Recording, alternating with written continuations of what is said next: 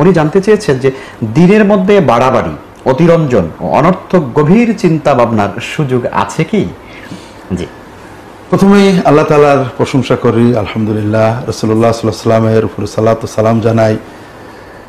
এরপরে যে বিষয়টা ভাই প্রশ্ন করেছেন এটা গুরুত্বপূর্ণ। রাসূলুল্লাহ সাল্লাল্লাহু আলাইহি ওয়াসাল্লাম নিষেধ করেছেন, কোরআনেও নিষেধ আছে, ইয়া আহলাল কিতাবি লা তাগলু ফি দীনিকুম, হে আহলে কিতাবগণ, তোমরা তোমাদের দ্বীনের ব্যাপারে সীমা লঙ্ঘন করো না, গুলু করো না।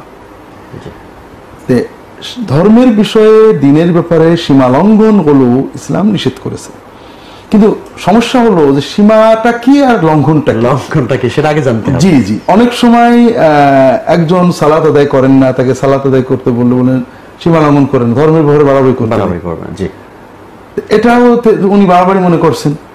আবার একজন হয়তো মানুষকে ধর্মের নামে হত্যা করছেন, কিছুই মনে করছেন না, কিছুই মনে করছেন না, আপনার কাজ মনে করছেন। সীমা লঙ্ঘনের সংজ্ঞাটা জানতে হবে, সীমাটা জানতে হবে আমাদের, এবং লঙ্ঘনটা কিভাবে হয় জানতে হবে। রাসূলুল্লাহ সাল্লাল্লাহু আলাইহি ওয়াসাল্লাম বিভিন্ন ভাবে সীমা লঙ্ঘনকে চিত্রায়িত করেছেন। ধর্মের সীমাটা মুহাম্মদ রাসূলুল্লাহ সাল্লাল্লাহু আলাইহি ওয়াসাল্লাম, আর তার বাইরে যাওয়াটা হলো লঙ্ঘন। আচ্ছা, লঙ্ঘন করার বিভিন্ন পর্যায়ে আছে। ভাই তিনটে বিষয় বলেছে, অতিরঞ্জন, অনর্থক চিন্তা এবং সীমা লঙ্ঘন। সীমা লঙ্ঘনের দুটো জিনিস আমাদের আছে। একটা হল নিজের জীবনে দিন পালনের জন্য রাসূলুল্লাহ সাল্লাল্লাহু আলাইহি ওয়াসাল্লামের সুন্নতের সীমার বাইরে যাওয়া, অতি বেশি নফল নামাজ পড়া, অতি বেশি নফল রোজা রাখা, অতি বেশি ইবাদত করা, নিজের সাধ্যের বাইরে ইবাদত চাপিয়ে নেওয়া, এ ব্যাপারে রাসূলুল্লাহ সাল্লাল্লাহু আলাইহি ওয়াসাল্লাম বারবার নিষেধ করেছেন। ইন্নাল্লাহা লা ইয়ামাল্লু হাত্তা তামাল্লু, লা ইউশাদ্দু হাযা দ্বীন ইন্না গালাবাহু, তোমরা বিরক্ত না হলে আল্লাহ বিরক্ত হবেন না। কাজে এমন ইবাদত করো না তোমাদের পরে ক্লান্তি এসে যাবে। যে ব্যক্তি দিনটাকে নিজের জন্য কঠিন করে নিয়েছে সেই অপারগ হয়ে গিয়েছে। এই কঠিন করার একটা দিকে এটা যে আমরা নিজেরা স্বাভাবিক, রাসূলুল্লাহ সাল্লাল্লাহু আলাইহি ওয়াসাল্লাম 5 ওয়াক্ত ফরজ সালাত দিয়েছেন, তাহাজ্জুদ সুযোগ বলে পড়তে, নফল ইবাদত করতে বলেছেন, কিছু নফল রোজা রাখতে বলেছেন। আমরা নিজের জন্য এমন কিছু করে নিলাম যেটা খুবই কঠিন, এটা রাসূলুল্লাহ সাল্লাল্লাহু আলাইহি ওয়াসাল্লাম কঠিন ভাবে আপত্তি করেছেন।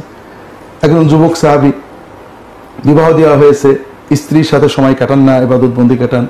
রাসূলুল্লাহ সাল্লাল্লাহু আলাইহি ওয়াসাল্লাম ডেকে বললেন, এটা আমার সুন্নত না, আমার নিয়ম না, কিছু সময় পরিবার, কিছু সময় ইবাদত, এভাবে তোমাকে কাটাতে হবে। এটা একটা দিক, এটা আমাদের ভিতরে ব্যক্তি পর্যায়ে ইবাদতের ক্ষেত্রে কিছু সীমা অতিক্রম করাটা। আরেকটা হলো অন্যের ঘাড়ে দিন দেওয়ার ক্ষেত্রে সীমা লঙ্ঘন করা। অর্থাৎ মানুষকে দাওয়াত দিতে হবে, না দিয়ে আমি লাঠি ধরলাম, মেরেই তোমাকে দিন দিয়ে দেবো। এটা ঘটেছে সাহাবীদের যুগে, আলী রাদিয়াল্লাহু তাআলা আনহুর যুগে, খারিজিদের ভিতরে। সহিহ বুখারীর শেষ দিকে একটা হাদিস আছে, রাসূলুল্লাহ সাল্লাল্লাহু আলাইহি ওয়াসাল্লামের হাদিসটা, জুনদুব ইবনে জুনাদাহ রাদিয়াল্লাহু তাআলা আনহু কিছু এই আবেগী যুবককে দেখলেন যারা খারিজি ছিলেন। খারিজিদের কথা ছিল যে আল্লাহর বিধান প্রতিষ্ঠার জন্য সংগ্রাম করতে হবে এবং যারাই বিধান নেবে তাদের যুদ্ধ করতে হবে। তারাই প্রথম রাষ্ট্র ক্ষমতার বাইরে অস্ত্র ধারণের প্রবক্তা। তারা আমর বিল মারুফ, মানুষের সৎ কাজ আদেশ দেওয়া, অসৎ কাজ নিষেধ করা, এই অজুহাতে অস্ত্র ধারণ করেছিল। তাদেরকে নসিহত করে বললেন যে আল্লাহ রাসূল সাল্লাল্লাহু আলাইহি ওয়াসাল্লাম বলেছেন, ইন্নাহু লা ইউশাদ্দু হাযা দ্বীন আহাদুন ইল্লা গালাবাহু, যখনই কেউ দিনটাকে কঠিন করে নেয় সে আর দিন মানতে পারে না। তোমরা নিজের জীবনেও কঠিন করেছো, তারা খুব ইবাদত করতো, আর পরের জীবনেও কঠিন করেছে, মানে কিছু হলেই তাকে মেরে জি। এটা হলো আরেকটা সীমা লঙ্ঘন। আরেক ধরনের সীমা লঙ্ঘন ইসলামী বিশ্বাসের ক্ষেত্রে, কোরআন এবং সুন্নাহয় যেটা আছে এর বাইরে বিভিন্ন অজুহাত দিয়ে, যুক্তি দিয়ে কিছু বানিয়ে নেওয়া। কোরআনে আল্লাহ যেটুকু বলেছেন, বিশেষ করে গায়েবী আকীদা হলো গায়েবী বিষয়, গায়েবের জিনিস আমরা জানি না, যুক্তি দিয়ে যাওয়া যায় না। আল্লাহ কোরআনে যেটুকু বলেছেন মেনে নেওয়া। যেমন আমরা বোধহয় গত একটু আগে আলোচনা করছিলাম ঈসা মসীহ বা অন্যান্য বিষয়গুলো, এক্ষেত্রে কোরআন হাদিসে যেটা আছে মেনে নেওয়া, আল্লাহ ওটা ঘটাবেন ইনশাআল্লাহ। কিন্তু এটা কি পাশ্চাত্য সভ্যতা নাকি অমুক সভ্যতা, এইটা সেইটা চিন্তা করা, যুক্তি দিয়ে প্রমাণ করার চেষ্টা করা, এটা কখনোই সম্ভব সম্ভব না। আকীদার বিষয়ে আল্লাহ তাআলার সিফাত, জান্নাতের বিষয়, জাহান্নামের বিষয়, কবরের বিষয়, এগুলো নিয়ে যতটুকু কোরআন এবং সুন্নাহয় আছে, এর বাইরে স্বপ্ন দিয়ে, কাশফ দিয়ে, বিজ্ঞান দিয়ে, যুক্তি দিয়ে কোনো একটা চূড়ান্ত সিদ্ধান্তে যাওয়ার চেষ্টা করা, যেখানে আমরা যেতে পারবো না।